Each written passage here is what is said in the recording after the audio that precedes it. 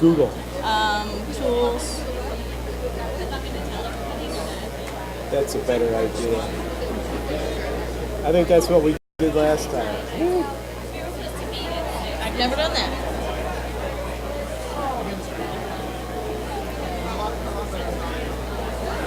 I've never done that. That's nice. That's what we did last time. I just did, yeah. So it's up yet? Oh, that was easy. No, I'm not blaming you. I'm not. I really appreciate that.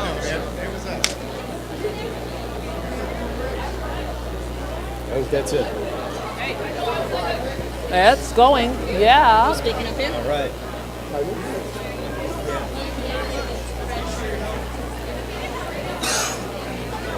No.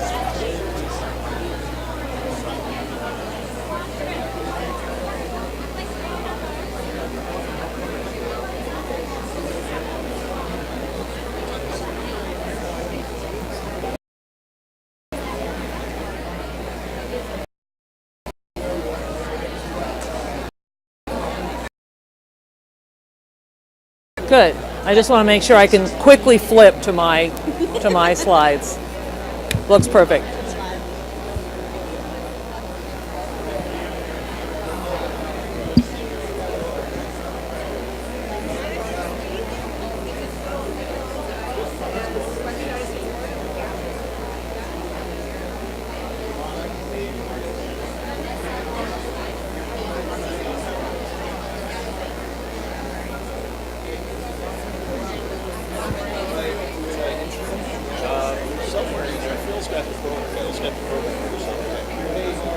There should be a full screen button on there too.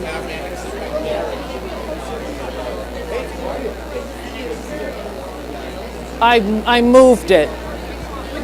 Yeah, you're not gonna find it because it's I'm not mirroring, Oh, okay. so I have to either.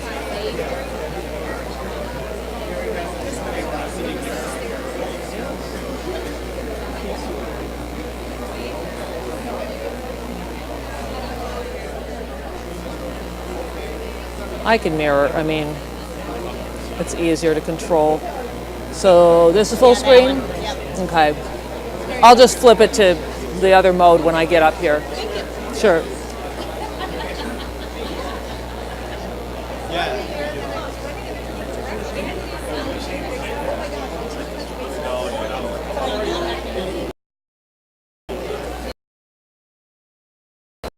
Got it.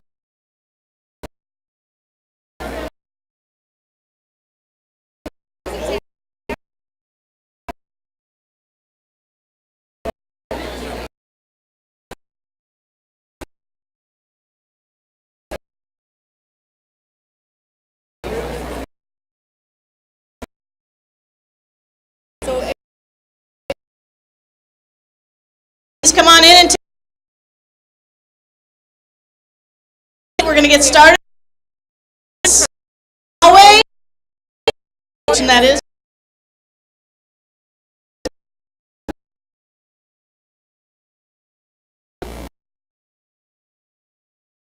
Yeah.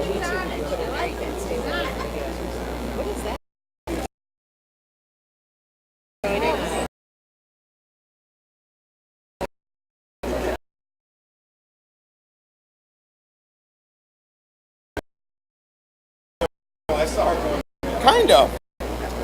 What do you see? What does it do? It is. GoPro. It is. That's exactly what it is. It's a GoPro, but it's not GoPro. It's Ion. It's an Ion video camera. I got it for like $120. It's GoPro, same kind of resolution, really good quality.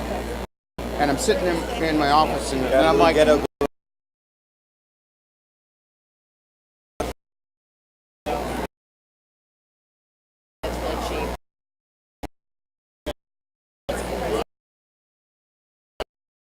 me out running. Got a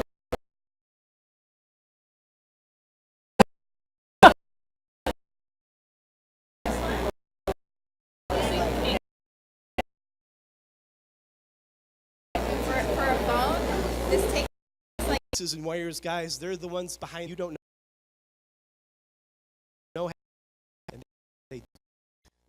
enjoyed the last. We've had workshops going on. We had the Build Your Own conference yesterday with Cornell Rip. Sorry, my note.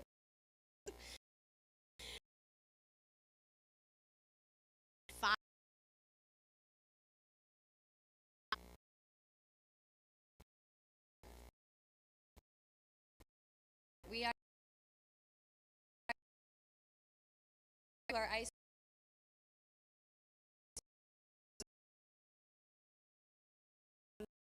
along The reason is when we talk to parents, a lot of parents, and these are parents who like spent money and brought their kids to an event and took time out of their day. They would say to us things like, you know, look at my kid, they're building robots, they're programming computers, and yet, you know, and I know they're learning, but, you know, every night we fight and I have to drag them away from this and we cry over worksheets. You know, school's killing my kid. School's killing my kid's soul. And that's what really hurts, because I know how hard we all work to make school amazing places for kids, and yet something's happened. Something's happened that these parents don't understand, because it doesn't feel like the school they went to. Now, maybe they didn't love school, but the experiences that they loved have all been removed from their children's schools. So we started to think about it, and Gary and I decided to write a book. And we wrote a book called Invent to Learn, Making Tinkering and Engineering in the Classroom, to help build a bridge between all these different communities, to talk to makers and say that we do know a lot about learning. Sometimes we don't always show it in schools, but we really do know how kids learn through deep, engaging experiences, through making, through tinkering.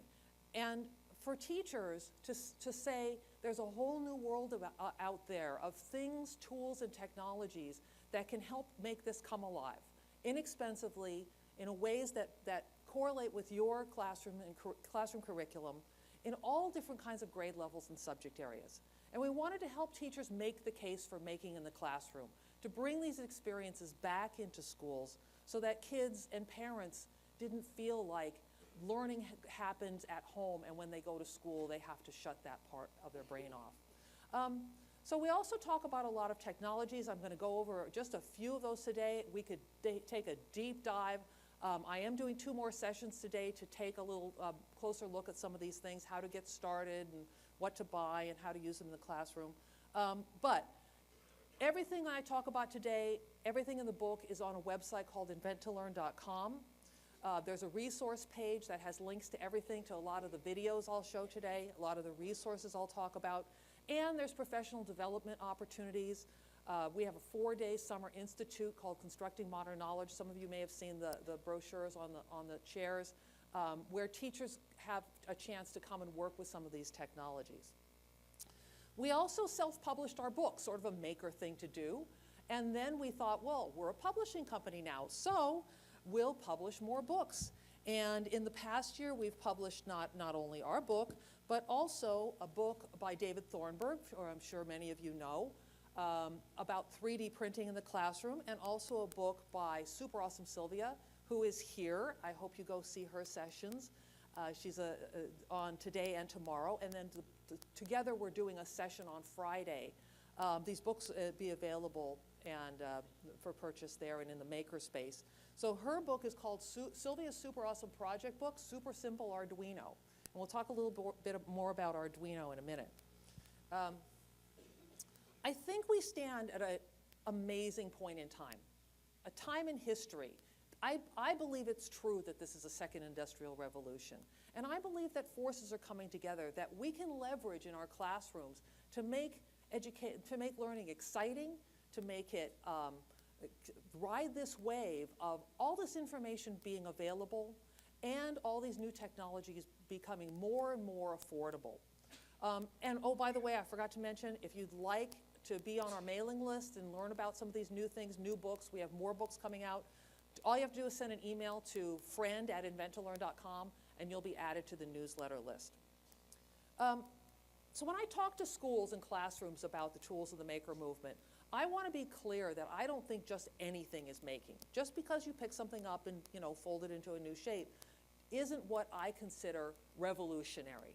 I think there are tools that are toys and perfectly fun. I think there are tools that really leverage what the classroom and the teacher and the kids being together in space and time can do. And this is my list of top tools for the maker movement. Now I'm going to talk a little bit about some of these, but mostly about the first three. The first three are what we call in the book the game changers. I believe that these are the things that have the most potential to change the way we teach not only STEM subjects, but all subjects in classrooms. The first of these is computer-controlled fabrication. Now, everyone's heard of 3D printers these days. It's been on Grey's Anatomy, they've been on The Big Bang Theory. You may have heard about some of the things people are doing, like up in the top, left, right, now I'm backwards. The top left is a cake being made with 3D printing technology. They're printing with chocolate. The top right is a storefront in New York City where you can walk in and get your whole body scanned, and they will print out like you, a little mini-me in plastic or in gold, whatever you want to pay for, any size you want to pay for. On the bottom right is a shoe that's been custom scanned and created. I believe this is maybe one of the first consumer applications that we'll see on a widespread basis is shoes and jewelry that you can pick, you can design anything you like. And don't think that just because the printers today you see print out hard plastic, that's the end. That's just the beginning. I've seen printers that print out things that feel like leather. It's amazing what's coming up next. On the bottom left, I think, is one of the most interesting and potentially life-changing parts of the maker movement is 3D printing organs and medical devices. This little girl has had printed for her an exoskeleton. Now, previous to the maker movement, making something to help her lift her arms would have cost hundreds of thousands of dollars and had to have been handmade. And guess what happens when you take weeks or months to build something for an 18-month-old? They grow. With this 3D printing, they can print these parts out overnight for a few dollars and put them on her with rubber bands, and they can make a new one every day if they need to. And as a result, this little girl can pick up her hands, she can hold a pen, she can sip from a cup. She's part of the world. They're 3D printing ears out of cow cartilage. They're 3D printing livers out of stem cells. NASA is not only talking about printing 3D printing pizza for astronauts, but 3D printing robots that will roll out of a lunar or Mars lander, dig up some ore, and build bigger robots that will build bigger robots. This 3D printing is going to affect all of our lives. And we can have that in our classroom today. I mean, wouldn't it be great if your kids grew up and all these amazing things were happening and what they would say was like, yeah, I did that in middle school, right? And the kids have the capability of understanding this. There are files online you can download, just like this. This is a website called Thingiverse. You can download these STL files, bring them into a CAD program, computer-aided design, which come in all flavors now, from very simple, completely appropriate for elementary school kids, to tools that industrial designers really use on the job. You can add to these files, you can change them, you can make them your own, and you can re-upload your new designs back into these data warehouses. Now, and if that's not enough, every museum is starting to 3D scan its collection. The Smithsonian has done it, the British Museum has done it. You can go to their websites and download anything they have in their collection, not just the 5% that's put out on display. You can download Lincoln's death mask, you can download a fossil, you can download a model of Da Vinci machines. All of these things are available for you to have in your hand and make the design your own. I want to show this video from the American Natural History Museum in New York City, where they're combining 3D printing and paleontology.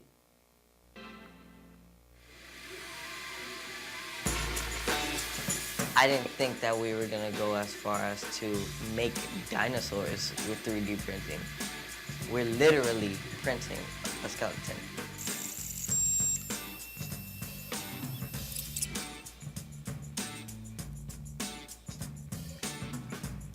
Capturing dinosaurs is the first time the museum has tried to use digital fabrication as a way to teach young people about science, specifically about paleontology. They are being given a group of real fossils. Along with these bones, they're being given the tools to be able to create 3D models of them. What's really cool and sort of unique about this program is you get to go to places that the public do not have access to normally. You also get to meet real scientists. We got to see where they prep the fossils. We got to see all the places they scan 3D in the museum. We got to see all this really cool stuff that I never even knew they had. To be able to say that you actually held a dinosaur fossil, it was exciting. The paleontology department was kind enough to give us a lot of the bones from Allosaurus, which is from the Jurassic. Part of the program was that we did not tell them the animal that they were scanning. So part of the puzzle was looking at the bones that they were scanning and trying to figure out which dinosaur did it come from. A lot of students thought it was T-Rex. Some thought it came from a long-necked sauropod. Our classroom is actually the Museum of Natural History.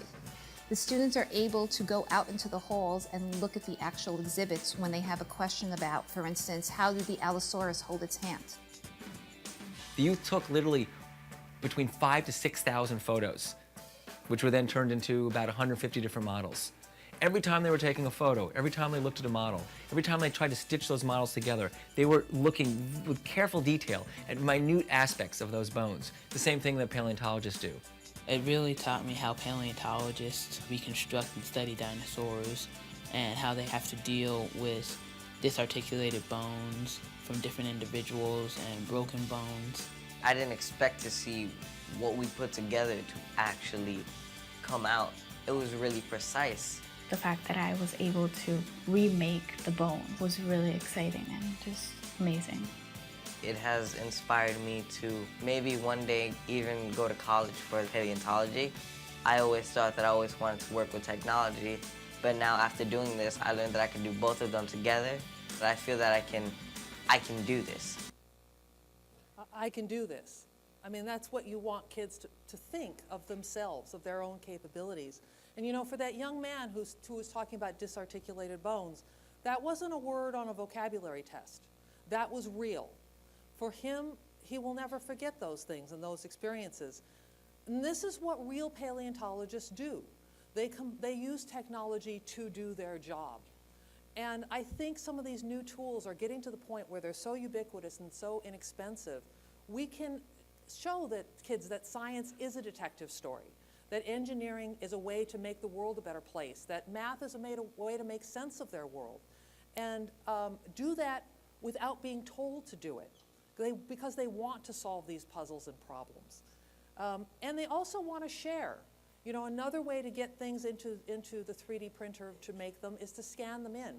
And there are lots of people who have scanned in models. You can also make your own scanner. In fact, this is a website called Instructables, another great website with lots of project ideas.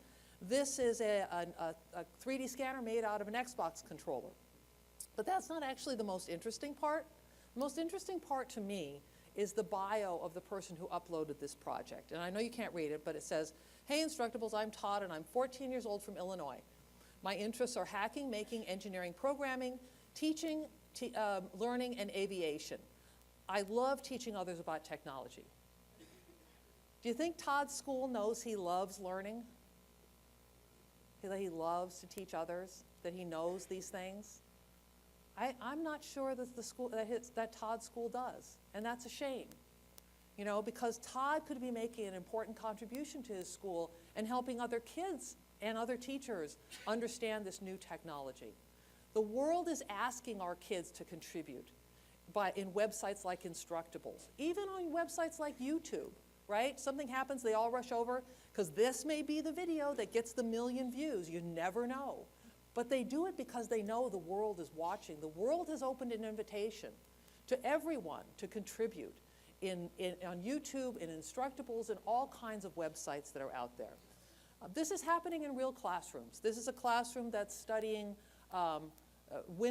they're building wind-powered cars and printing out the parts and seeing how different things work. This is a middle school classroom that's exploring the world of prosthetics. And prosthetics, by the way, is becoming a real global mission.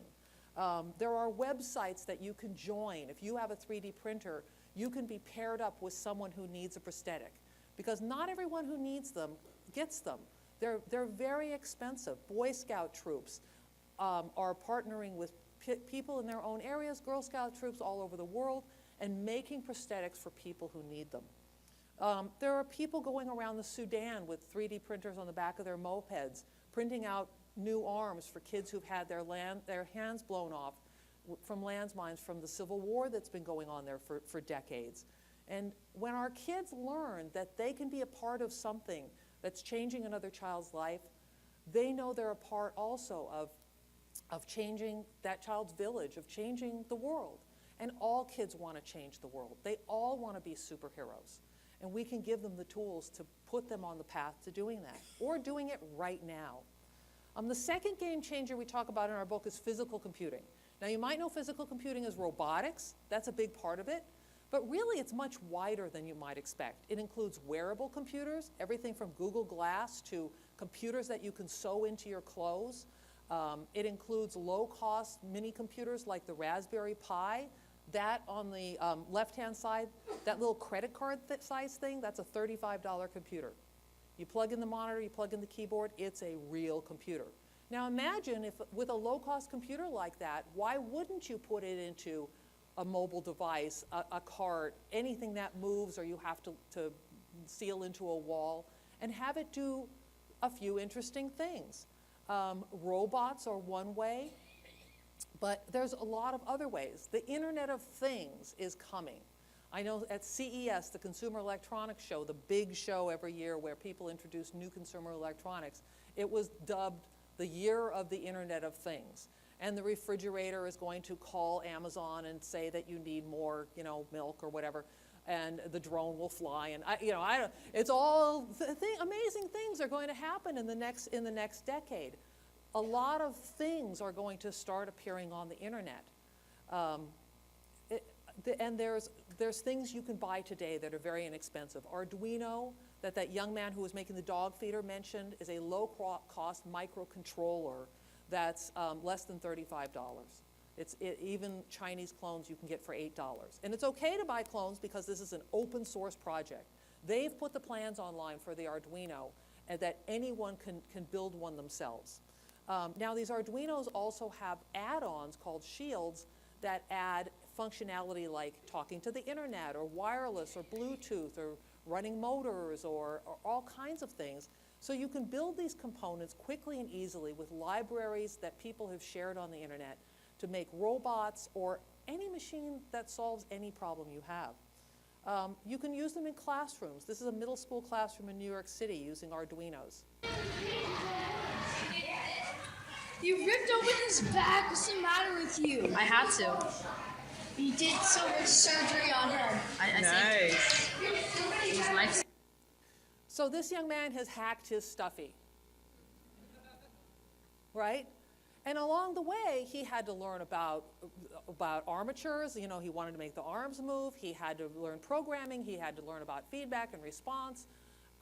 And when his friend said, "Why did you do this?" he said, "I had to." Don't you want kids to say that about their work, the work that they care about? These microcontrollers are showing up in all kinds of different places. That jack-o'-lantern has an Arduino controller inside of the pumpkin. That magic 8-ball, that's a magic 8-ball that's been sort of deconstructed. And now you can program it to say anything. You could take the LCD display off and put a sound generator and maybe make it speak or play music. Some of the most interesting things are happening with wearable computers. On those ballet slippers, you see the round dark thing? That's an Arduino too. But instead of being blue and square, it's purple and in a circle. Because there are tabs on the end that you can sew to. And you can sew conductive thread. So you can wire up a jacket with LEDs around the collar or sound with a button on the sleeve. Or ballet shoes that document what the ballet dancer is doing into the computer so you can analyze it. Or make up a new language of ballet. Down on the bottom right, this was at Atlanta Maker Faire. It's a glove that reads sign language, invented by two students. These things are happening all over the place. And there are places where you can learn about these things. This vendor has very, very wonderful videos that show you exactly how to use this particular component called a Flora, which is an Arduino that has GPS on it. So will show you in this short video how to make a jacket that lights up when you get to your destination. And she'll show you everything from the sewing techniques to the programming techniques. And you can download the PDFs of all of the pieces. You can buy the kit. You can buy the parts. You can make them yourself because everything is open source. There are also low-cost sensors that are coming on the market. This is a Kickstarter that I just backed. A teacher built these things because he wanted to collect data. He wanted his students to see real data from the real world. So this is his Earth Science Kit that has water level, soil moisture sensors, plugs right into the USB port on the computer, and can feed data into Scratch, the free programming language. This is a Braille printer made out of Lego. And the inventor saw that Braille printers cost $2,000 and thought, well, that's a lot of money. I think I can make one out of a Mindstorms kit, which costs about $300. So he built it and he put the plans online and he got a lot of acclaim, and I'm sure you're guessing what the punchline is he's 12 years old. I went to his Facebook page and I cut this off. This is like verbatim. And he talks about he was thinking about making an app or maybe making some Minecraft thing, but why not help humanity? You know, because that's how kids think, you know. Of course they can help humanity, and they can. His parents were advised to patent the idea so that they could protect it, and he said, no, I want to upload it. I want to share it with the world because other people can make this better. Maybe people can make a $200 Braille printer or something that you can make out of junk parts. Just like that young man in the video, when the interviewer said, are you going to sell your dog feeder to Purina? He was like, no. I'm going to make these plans available online. And a lot of our kids are thinking that way. And I think it's wonderful if we can leverage the natural altruism of children to help them learn the things we want them to learn in school. The third thing I'm going to talk about, the third sort of bucket of game-changing technology is programming. There are so many programming languages out there. They're great for 3D. They're great for media processing. One of the ones that's very widely used in schools is Scratch. I'm sure a number of you are using it. If you look on the Scratch website, when I took this screenshot, there was 4 million. I think there's now 6 million projects that have been shared by kids all around the world using this block-based, easy-to-use graphical programming language. And the cool thing about Scratch is it's becoming sort of the Rosetta Stone for a lot of the robotics materials that are coming online now. Like that sensor kit I showed you, they have a heartbeat sensor that when you plug it into Scratch, new blocks appear that say read the sensor, turn the wheel, turn on the light. And you can do programming. You can take real data from the real world, not textbook data that's been all neatified, but real data, and kids can grapple with some of the issues that arise when you're doing real world things. Now, you probably figured out all these things have in common. They're technology, they're the computer. Am I saying that making only happens when you have a computer involved? No, I'm not. I think it's another tool in the toolkit, but it's a very powerful tool. It's a tool that allows us to do things that nothing else does, to measure, to predict, to analyze, to incorporate data, to connect the real world to the digital world, and vice versa. But, I mean, you know, there's nothing better than cardboard when you want to build something big and cheap and you know, then knock it down and recycle it again. But there are new materials you can add to your cardboard construction. Like this little robot dog was made using a hummingbird kit. You put him to sleep, it's dark, wake him up, you can feed him, you can adjust his eyes, but if they come in, you can drive him, tell him to move. Then I'm hoping they'll be the ones coming to me with projects. I'd like to do that. And that's about it. So the hummingbird is a robotics kit that works really well with cardboard and found craft materials. There are things like squishy circuits. This is a homemade Play-Doh recipe that has a conductive recipe and an insulating recipe. You can play with circuits. There are brand new conductive materials on the market now. Conductive thread, conductive foil and tape, ink, conductive ink, paint, and glue. You can draw a circuit, you can paint a circuit. These girls have painted a piano and prototyped the music making part using some very inexpensive parts. This is an after-school program for 5th grade girls in East Los Angeles. I think painting a piano is cool. You can make paper craft. You can do interactive pop-up books with LEDs and moving parts. You can sew with LEDs, conductive thread, and small computers that makes the lights blink, maybe your school logo or it says something. All of these things are possible now, very inexpensive, safe, and easy to find. I think one of the best examples of the new tools of the maker movement is something called a makey-makey. A makey-makey is a little device for about $50. You can plug it into your computer, and anything you plug into the makey-makey looks like a keyboard to your computer. So let me show you this video, and you'll get the picture. So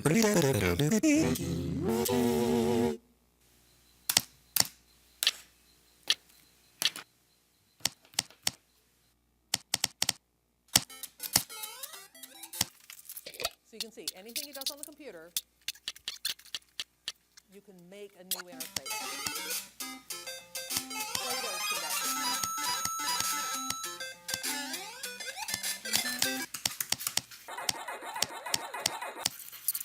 The graphite inside pencils is conductive.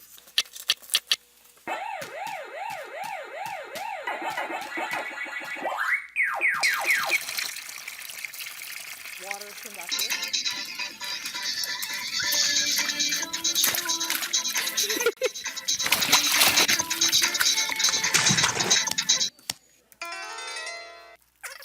They put foil pads on the stairs.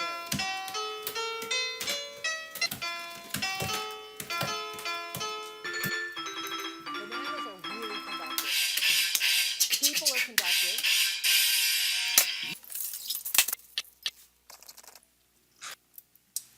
So cat plus water plus foil is conductive.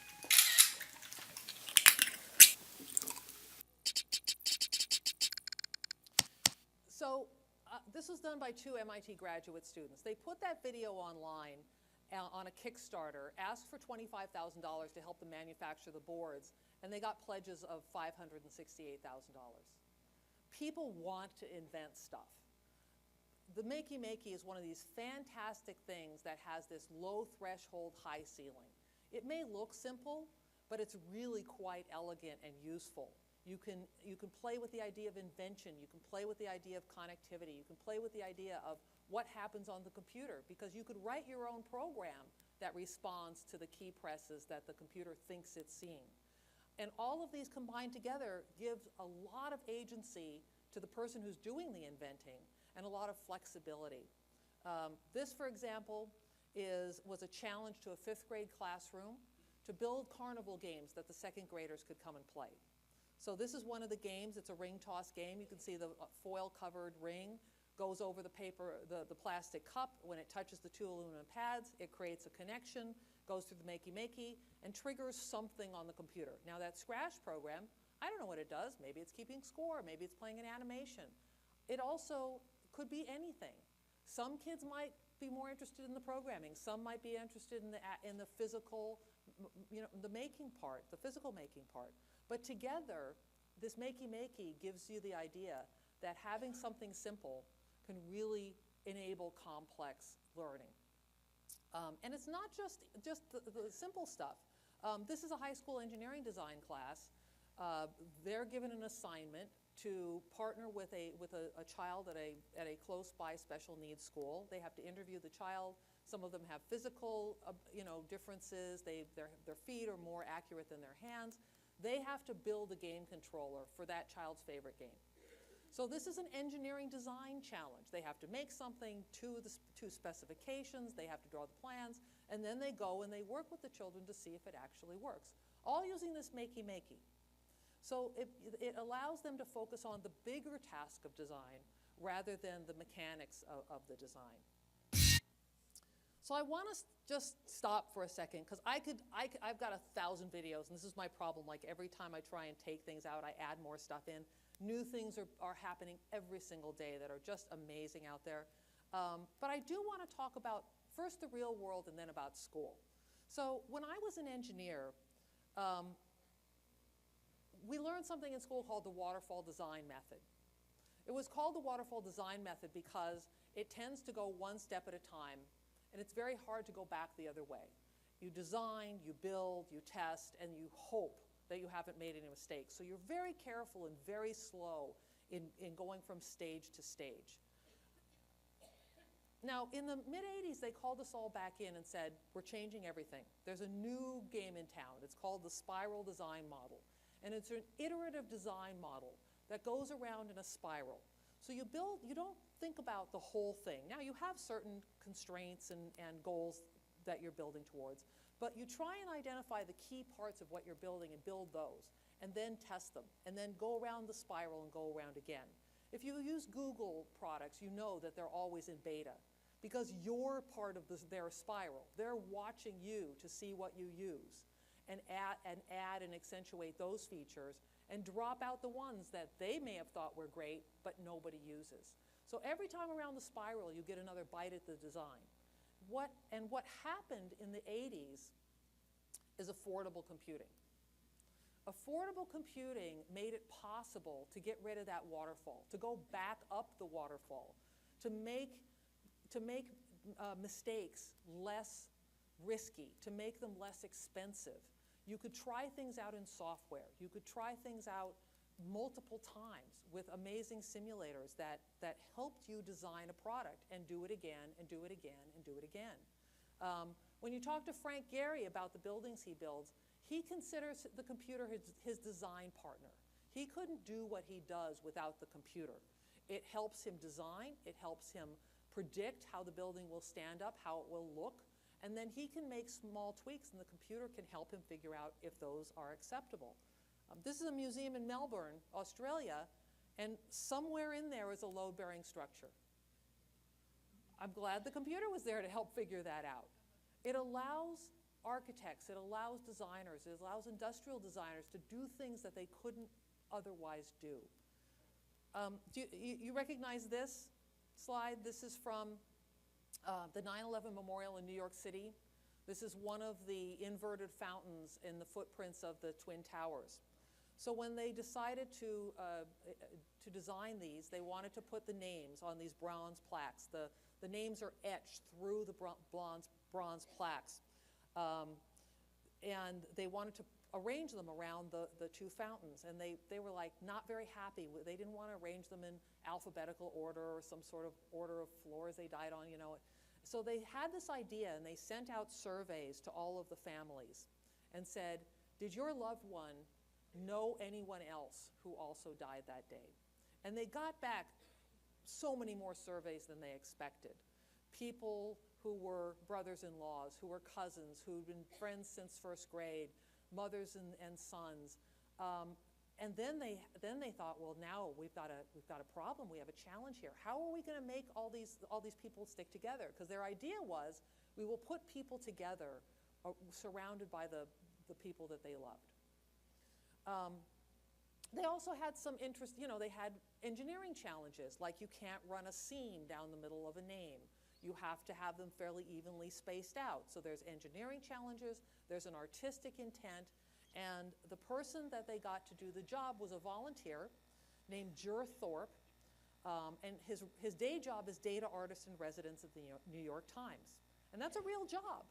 And that's a job that's actually becoming more and more prevalent. People dealing with the intersection of data and information and art.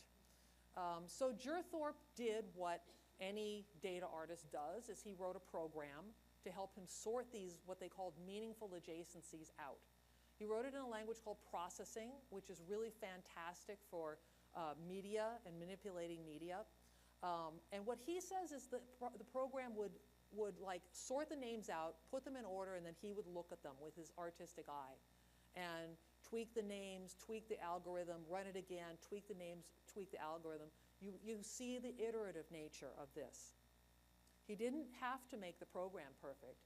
He just needed a design partner. And that's what this program was, that's what the computer was for him. And as a result, they have something that has a deep hidden meaning, that when a family goes to see the name of their loved one, they're surrounded by people that they knew in real life. And I find that to be incredibly touching. When people tell me that technology is cold and distancing, I think it amplifies human potential. I think it lets people do things that have never been done before. And when people do things that have never been done before, that's called art. And I think we can give our kids the ability to do that art, to add that A to STEM subjects with these tools, the programming, the fabrication, and the physical computing that we have available to us today. So next, can we do this in school? Now, again, we could talk all day about the issues. You guys all know them.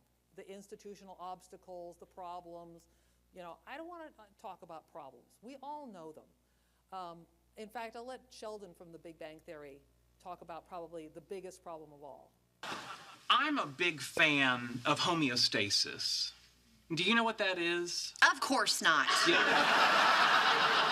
Homeostasis refers to a system's ability to regulate its internal environment and maintain a constant condition of properties like temperature or pH. Worst bedtime story ever. I'm a huge Big Bang Theory fan. But, you know, Sheldon's right. Homeostasis is the nature of things staying the way they are. And it's not just about physical systems, it's about institutions too. Nobody likes change. Who wants to change, right? Unless, like, the building is burning and you've got to get out, you might as well stay where you are. Institutions tend to have even more built-in homeostasis than any other place. There's a little change here and it sort of pulls you back into the system. So when you're looking at doing something new, it's often hard to change the system. We also don't want to fall into a trap of buying the magic wand, right? Of buying some snake oil that says, well, we're just going to sort of plug kids into this new thing and the learning will leak back into their heads. You know, these tricks have been tried and they don't work. We know how learning happens. We also don't want to just sort of fall into paralysis. You know, I just said a whole bunch of words in the last 30 minutes, right?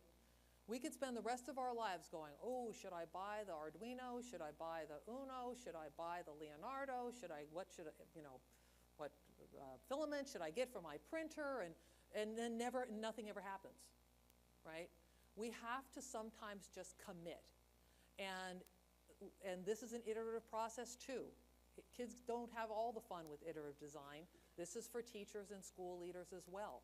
We have to commit to an iterative process of figuring out what's going to actually make a difference in education. And the way I think you choose, and the way I think you avoid the trap of trying magic wands, is by having a firm learning manifesto in your head that you can evaluate a new product, a new tool, a new curriculum, anything that says it's going to revolutionize education. And this is what I believe about learning. I think learning occurs when a new experience makes connections to existing knowledge, and that learning can't be delivered to the learner. And that the best way to ensure understanding inside your head is through active construction of shareable things, meaningful things outside of your head. Now the first two are Piaget's notion that knowledge is a consequence of experience. And the second one is where Seymour Papert, the father of educational technology, added the thought that building shareable things, it could be a poem or a computer program, building these shareable things that are meaningful to you and meaningful to the world actively strengthen the learning connections inside your head. And when you have a learning manifesto like this, it allows you to choose between the toys and the things that really are great for the classroom. It also helps prevent headlines like this: why Hoboken is throwing away all its student laptops. I can tell you why they're throwing away all their student laptops is because they went shopping without a clear plan for learning, right? It's easy to shop. Now, They probably had a wonderful spreadsheet of this gigahertz versus that gigahertz and this much RAM versus that much RAM, but they didn't know what they were going to do with them once they hit the classroom. And lo and behold, the laptops didn't change education all by themselves. Now, what I worry about the maker movement is that people will see, oh, it's the new thing, and then buy a 3D printer, and in 3 years the headline will read, why is Springfield throwing away all its 3D printers? Because they didn't change education. So I think that having a manifesto, having the learning as the first thing you think about, what do we want our kids to do? And then talking about, well, how do we have them making things that are as close as possible to the real life, to real things, using some of these new technologies. And I think, again, Seymour Papert, who I highly respect, has a clue for us, that the role of the teacher is to create the conditions for invention rather than provide ready-made knowledge. Now, how do you do that? How do you have kids invent things when a lot of kids are just going to say, well, what do I do? How many bullet points? How many screws? How many pipe cleaners? How many? Because we've taught kids that we're going to tell them the answer. We've taught kids that they're going to do a science experiment, but we're going to tell them every step. We've trained them well, and look, it's good news. They learned. Now we have to help them step out of that box. We have to help them invent these things with using these new tools and technology, because that's the future. We can introduce a simple design process to classrooms. And this isn't just about technology. This can be for any subject area. In our book, we have a little robot. He has Think, Make, and Improve on him. And we talk about the different aspects of going through this cycle. And it's not that you always do them in a certain order. It's not that you always do every step. Sometimes the think cycle is longer, sometimes it's shorter. But you want kids to start quickly into these things. You don't want too much over-planning and over-processing. For a lot of kids, by the time they get through the mind map and the outline and the script and the storyboard, they don't even want to do the video, right? When most of the time the videos the kids make or the programs they write don't need a lot of planning. But the experience of doing that informs the next time they do it. So the second time, the third time, they may say, it might be a good idea for me to have a storyboard before I waste all my time on video that I'm not going to use. Or, it might be a really good idea to have a flow chart. And then you can talk about flow charts. I think we need to kind of teach less and have the kids doing more. And remember the idea of craftsmanship.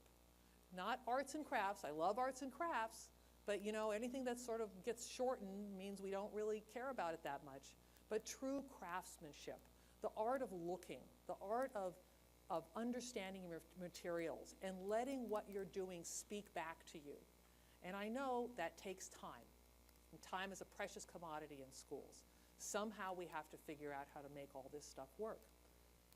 I think one of the other things that computers gives you when you add them to these making opportunities is the ability to ramp up the learning. Like this is a classroom in a middle school making refrigerators out of recycled materials. Now this could be a kindergarten project or this could be a 12th grade project. What should be the difference is what you ask the kids to do. How cold is it? How long can you keep ice frozen? Does it matter what the external temperature is? Does it matter what the properties of materials are? And at different ages, they should be able to answer more and more complex questions, especially if they have sensors and tools to measure things, if they have the mathematics understanding to predict them and to analyze those results.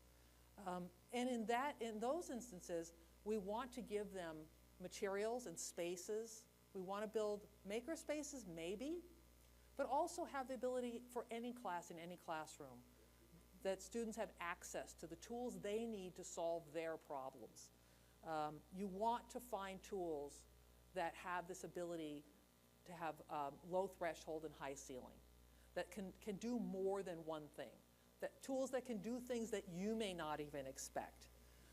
You want to have spaces that are flexible with furniture and walls that you can write in and move around and lots of electrical outlets, and places where kids can work together or work alone, work in quiet or have music on. That all takes time. And yet, we have to start somewhere. I also love the inspiration that's happening in the world right now. There are amazing artists working with these new materials and creating things that have never been seen before. This is a graduate student who works in the intersection of art and physical computing. So she makes wall coverings and paintings that respond to light, to color, to people walking past. This one, when she blows on the little flowers, the dandelion seeds scatter. And when she pulls back the rice paper that she's painted on, she's showing you what's underneath. And what's underneath is copper tape that's connected in a circuit with microcomputers, with sensors, and with LEDs. And when you show this to kids, they can do this themselves. This is a second grade project made of the solar system. And when it flips over, you'll see it's exactly the same as this graduate project. It's copper tape, it's a battery, it's some LEDs. And we can do this for kids just like we would take them to a Shakespeare play or to hear Mozart, because they can be inspired by the great art in the world and then come back and use these materials to make their own art and make the connections about electricity and feedback and connectivity that we want them to do, and then teach them Ohm's law. Because a lot of times in schools we do that backwards. We teach them Ohm's law and then we never get to the good stuff. So if there's one idea I hope you walk out with today, it's that making isn't a shopping list or a special place. It's really a stance about learning, a stance of student agency over materials and time and what they're doing. Now, I know some of you are thinking, I'm going to go back to school and I'm going to say all these, oh, I saw the makerspace and I made this and I made that, and people are going to go, yeah, I know what that's called. That's called summer camp. Well, there's things you can say back to that, and more rebuttals every day. MIT is asking for a maker portfolio in their admissions, because colleges want kids who can do things, not just pass tests. The standards and curriculum, believe it or not, are actually helpful. You have to read the overarching principles, because what it says is it's calling for engineering, for design, for deep learning, not, inch-deep, mile-wide curriculum. We could go back. I could show you 1,000 quotes from Piaget, from Maria Montessori, from Mr. Rogers, from John Dewey that would support the idea that knowledge is a consequence of experience, that kids have to do something before you can plant that seed. You have to water the field. You have to give them experience with materials. I could show you a brand new study from Stanford that says exactly the same thing, that kids who explore with materials first do better than the kids who watch a video or read a textbook about the subject first. Harvard Graduate School is studying maker empowerment. What does making have to do with learning? And I love being on the same page with Stanford and Piaget and Harvard and MIT and all these the giants whose shoulders we stand on. But I know when I talk to kids like Talon who say to me, I see the world differently now. I can look at something and it makes sense. It's simpler. That's when I know I'm on the right side. And a lot of people say that technology is engaging for kids. And I believe that's true, but I think it's not exactly the point. I think bells and whistles get old fast. I don't think you can do engagement or do empowerment to a kid. I think kids are engaged by doing powerful things. I believe you're empowered by doing things that you care about and that are meaningful to other people in your community. And this is a cycle of finding your voice, of taking responsibility, of learning that you can be trusted and that other people can trust you. And it's a cycle of citizenship. So when we talk about digital citizenship, and all we mean is rules and punishments for kids who break those rules, we're missing the biggest part of citizenship. That kids want to be a member of this amazing global community that's solving problems and working together and doing the right thing. And I can tell you one thing for sure, is that we can't have empowered students without empowered teachers. Teachers who have agency over their classrooms and curriculums. And so how do teachers learn how to do some of these amazing new things? You try them out. I hope that you go to the makerspace today. I hope that you look at Constructing Modern Knowledge, our professional development summer institute. You have some of the brochures on the seat. These are some of the projects that teachers made in 4 days. Many people with absolutely no technology experience. They have a chance, when teachers have a chance to take their teacher hat off and put on a learner hat, amazing things happen. And then we can talk about how this works in a classroom. It's July 7th to 10th this year. I do want to share one quick story from last year's Constructing Modern Knowledge. A teacher came up to me on the last day and said, "This has been great. I'm going to go back home and lots of things are going to change in my classroom." I said, "Oh my God, your project was amazing." And she's like, "Nope, that's not the story." She says, "Let me tell you the story."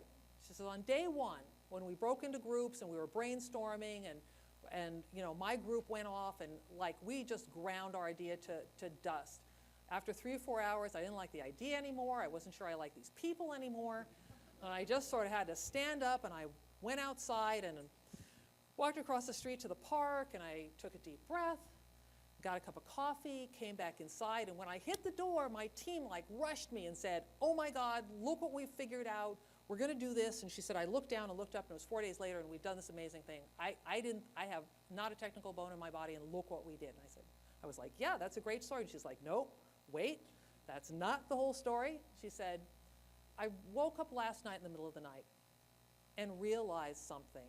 She said, "If you'd come to me," she was pointing to me, "if you'd come to me and tapped me on the shoulder as I was walking out the door and said, 'Get back to work,' I would have gone upstairs in my room, packed, and gone home."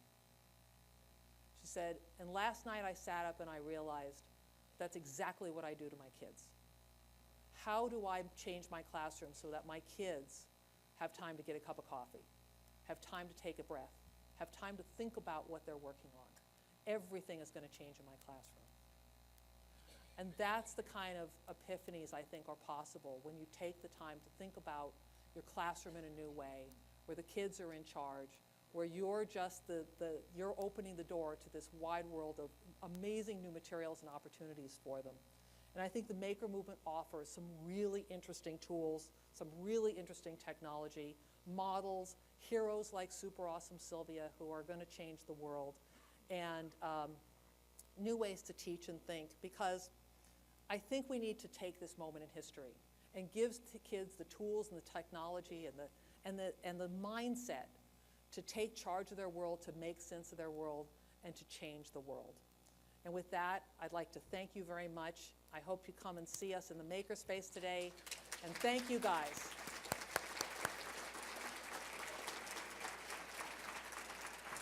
Thank you. Thank you. Thank you very much. It's a great way to open up. Again, it looks like quite a few people have come in late. For those of you who weren't here at the opening, please go to the PLN Plaza and the vendor fair. Go to the Makerspace. Play, connect, have a great time. Thank you very much, all. Enjoy the day.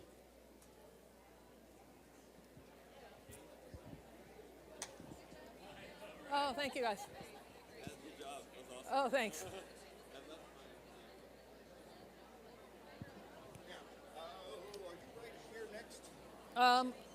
Not right next. Hello, I saw you.